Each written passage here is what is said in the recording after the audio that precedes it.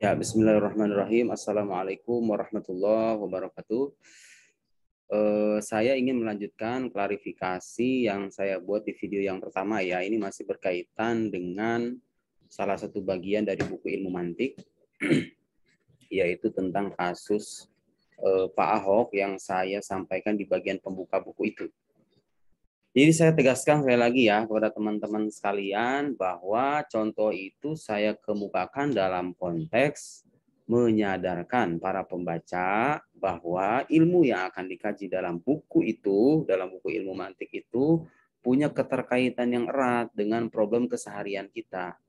Kalau kita mempelajari ilmu itu dengan baik gitu ya, ilmu itu bisa melerai perdebatan-perdebatan yang kontraproduktif itu gitu ya, bisa menghindarkan kita dari debat-debat kusir yang kurang berguna itu gitu kan selama ini orang sering berdebat sampai berujung dengan cacian dan makian. Salah satu sebabnya antara lain karena mereka kurang mampu dalam merumuskan definisi yang tepat tentang istilah-istilah yang mereka perdebatkan.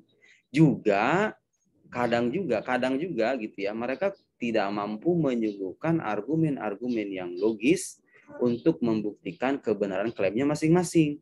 Itu kan problem serius dalam pola percakapan sebagian kalangan gitu ya. Orang sering terjebak dalam perdebatan yang kurang berguna itu salah satu sebabnya yaitu tadi.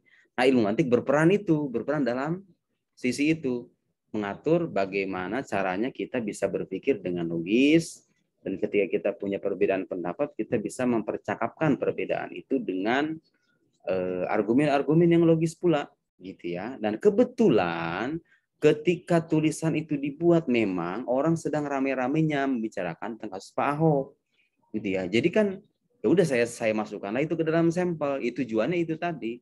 Tujuannya menyadarkan pembaca gitu ya bahwa ini loh, ilmu ini kalau Anda pelajari dengan baik itu bisa menyelesaikan persoalan seserius itu gitu loh. Jadi memang momennya pas ketika itu orang sedang rame-rame bicara tentang kasus itu. Jadi saya masukkanlah ke dalam sampel gitu ya. Jadi saya ingin membuktikan kepada para pembaca bahwa ilmu mantik itu ilmu yang bisa hidup di tengah keseharian kita gitu loh. Dia bisa merespon problem-problem keseharian kita, percakapan-percakapan kita yang selama ini kadang tidak beraturan. Itu. Jadi saya ingin niatan utamanya itu tadi, membuat ilmu ini terasa hidup bagi para pembacanya. Ini ada contoh-contoh yang makanya kalau Anda baca buku itu, contoh-contohnya kan bukan hanya sebatas contoh-contoh yang sering kita jumpai di buku-buku logika klasik. Hewan yang berpikir, kuda adalah hewan yang meringkik gitu ya. Ada namanya jeans, ada namanya fasel. Nah, saya berusaha tuh menyuguhkan contoh-contoh yang real, terutama dengan kehidupan anak muda gitu. Kalau Anda baca bukunya kan begitu. Nah, dengan spirit itu juga saya gitu kan menyertakan contoh kasus Pak Ahok itu. Jadi bukan dalam konteks menyudutkan orang-orang yang berbeda pandangan dengan kita gitu loh, sama sekali enggak. Juga bukan dalam konteks supaya Anda bersetuju dengan saya gitu kan. Dan saya nggak punya kepentingan juga untuk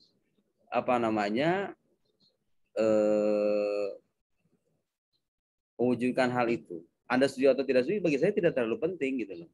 Saya ingin menemukan contoh itu dalam konteks itu tadi gitu. Nah, pada akhirnya apapun contoh yang saya kemukakan gitu kan, katakanlah sekarang kalau saya misalnya menyinggung pikiran orang-orang Wahabi ya, dan saya mengkritik itu dengan pisau analisis ilmu logika, ya orang-orang Wahabi nggak bakal suka. Gitu ya. Di buku Logical Fallacy itu saya menyertakan contoh-contoh tentang khilafah. Kalau orang HTI baca itu, mereka nggak bakal suka juga. Emang wajar. Ketidaksukaan sebagian pembaca itu wajar, dan itu sedikit. Yang saya tahu gitu ya, orang-orang yang mengajukan keberatan itu nggak terlalu banyak, tapi ada beberapa gitu kan.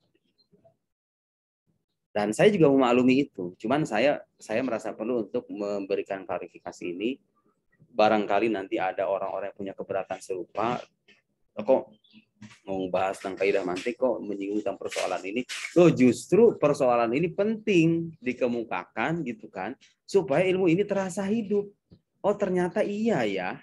Ilmu mantik ini bisa loh kita libatkan untuk menjawab problem-problem keseharian kita. Selama ini kita berdebat dengan cara begini, ternyata keliru ya. Harusnya kita begini, kan gitu tujuannya. Gitu ya, tujuannya ke sana, gitu kan.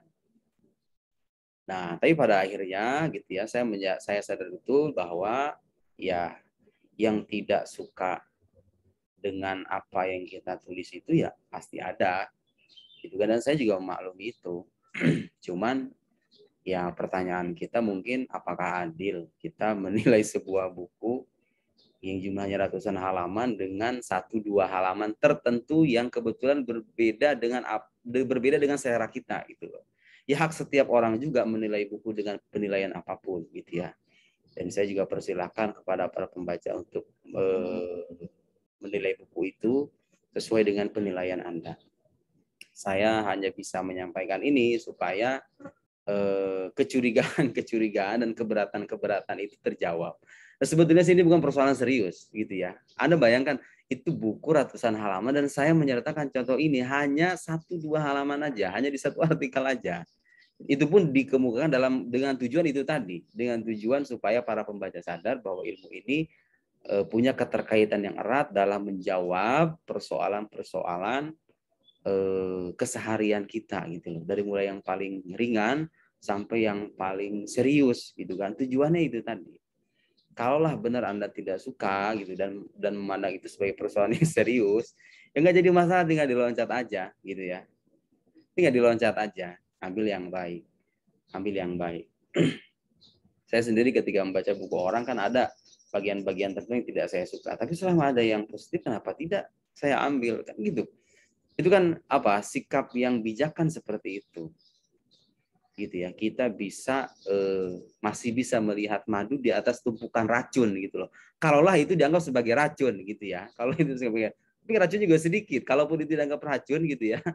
Yang saya sampaikan itu cuma secuil, tapi pada akhirnya ya setiap orang punya sudut pandang dan penilaian yang berbeda-beda ya. Saya mengucapkan terima kasih kepada para pembaca yang sudah berkenan membaca buku itu, juga kepada kawan-kawan yang keberatan dengan contoh itu. Anda cukup tinggalkan itu, beralih ke halaman-halaman yang lain. Kalaupun Anda tidak berkenan melakukan itu, ya tidak perlu dibaca, gitu kan. Toh buku-buku yang bahasa Anglika itu banyak. Dan yang paling penting,